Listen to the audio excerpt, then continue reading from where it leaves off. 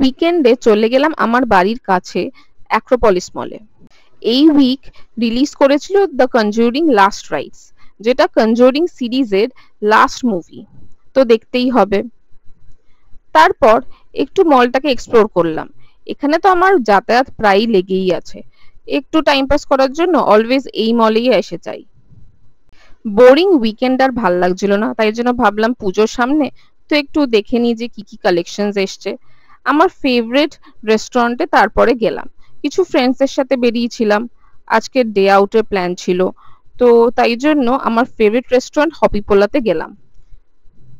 হপিপোলার ambience আমার সবসময় খুব ভাল লাগে, খুব কালারফুল চিয়ারফুল একটা অ্যাম্বিয়েন্স আছে ভেতরে। আর ওখানকার খাবারের কথা কি আর বলবো, জাস্ট ডিলিশিয়াস। একটা জিনিস মাস্ট, ওটা হলো উইকেন্ডে ঘরে বসে থাকতে সবসময় ভাল লাগে না, তাই জন্য এখানে চলে এলাম। তারপরে কিছু খাবার অর্ডার করে নিলাম, সফট ড্রিঙ্ক অর্ডার করলাম, তারপরে নিলাম একটা সুইট লাইম সোডা, যেটা অবশ্য আমার বন্ধুর জন্য ছিল। তারপর অর্ডার করে নিলাম কিছু স্টার্টার, কিছু স্টার্টার না, বেশ কমই অর্ডার করেছিলাম আজকে, নয়তো অন্যদিন অনেক বেশি অর্ডার করি। সেলফি তোলার চেষ্টা, বৃথা চেষ্টা, আর মন থেকে মনে হচ্ছিল একটু ব্লগটা বানাই, তাই জন্য একটু সফট ড্রিঙ্কটা কেপ মেরে টেস্ট করার চেষ্টা করলাম, তো ভালোই ছিল। সফট ড্রিঙ্ক নিয়ে আর কি বলবো, কিছু বলার নেই।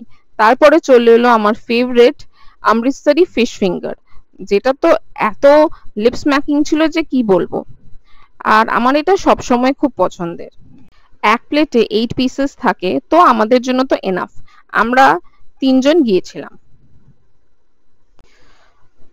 মনে মনে প্ল্যান করে নিয়েছিলাম যে এরপরে একটা ট্রেড ফেয়ার চলছিল গীতাঞ্জলি স্টেডিয়ামে, সেখানে যাব, একটু টেস্ট করে দেখে নি যে ফিশ ফিঙ্গারটা কেমন।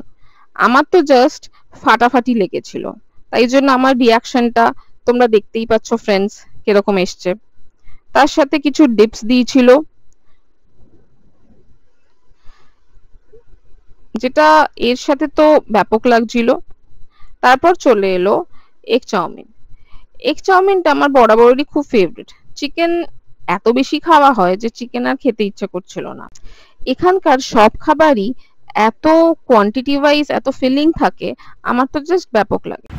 হপিপোলার যে কোনো খাবারের, সেটা স্টার্টার থেকে ডেজার্ট অবধি, কোনো খাবারের কমপ্লেন তো মানে নেই আমার কাছে। জাস্ট কোয়ালিটি আর কোয়ান্টিটি জাস্ট অসাধারণ হয় এখানকার। তারপরেই অর্ডার করে নিয়েছিলাম স্নিকার্ড ব্রাউনি, যেটা ওপর থেকে চকলেট সস দিয়ে সিজলারের ওপর দেওয়া ছিল। আর যেটা দেখতেই পাচ্ছ ফ্রেন্ডস, নিচে পাইনঅ্যাপেলের একটা পিস দেওয়া আছে, তার উপরে ব্রাউনি, তার উপরে ছিল আইসক্রিম, যেটার কম্বিনেশন জাস্ট দুর্দান্ত ছিল।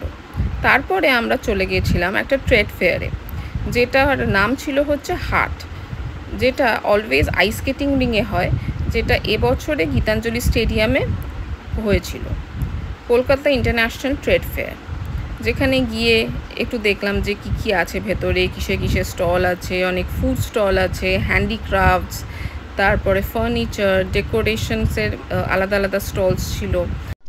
আমি এই ইন্টারন্যাশনাল ট্রেড ফেয়ারের বাইরেটা পুরোটা কভার করতে পেরেছি। তো ফ্রেন্ডস, যদি এই ভিডিওটা তোমাদের পছন্দ হয়ে থাকে তাহলে please like, comment, share and subscribe করে থাকো। আর যদি নাও পছন্দ হয় তাহলেও কমেন্ট করো যে আমাকে কি কি রেকটিফাই করতে হবে। তো কেমন লাগলো বন্ধুরা, প্লিজ জানিও। Bye, see you next time.